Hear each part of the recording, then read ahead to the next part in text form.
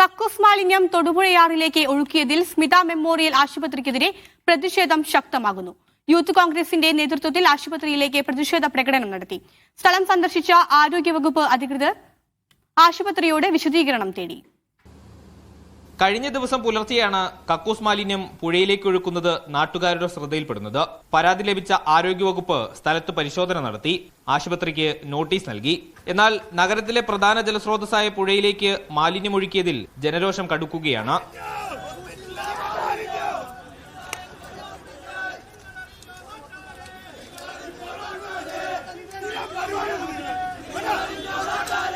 മാലിന്യമൊഴിക്കുന്നത് സ്ഥിരം സംഭവമാണെന്നും കടുത്ത നടപടി വേണമെന്നും യൂത്ത് കോൺഗ്രസ്. ഇത്തരത്തിലുള്ള വേസ്റ്റ് മാനേജ്മെന്റ് സിസ്റ്റം ഇല്ലാത്ത ആശുപത്രി നിരന്തരമായി, ഇത് ആദ്യത്തെ സംഭവമല്ല, ഇവിടെ നിരന്തരമായി ഇത്തരത്തിലുള്ള മാലിന്യം തുറന്നുവിടുന്ന സംഭവങ്ങൾ നമ്മുടെ ശ്രദ്ധയിൽ ഒരുപാട് തവണ പെട്ടിട്ടുള്ളതാണ്. സ്ഥലം സന്ദർശിച്ചതിൽ കക്കൂസ് മാലിന്യം തള്ളിയെന്ന് വ്യക്തമായെന്നും പിഴ ഈടാക്കുമെന്നും ആരോഗ്യവകുപ്പ് അറിയിച്ചു.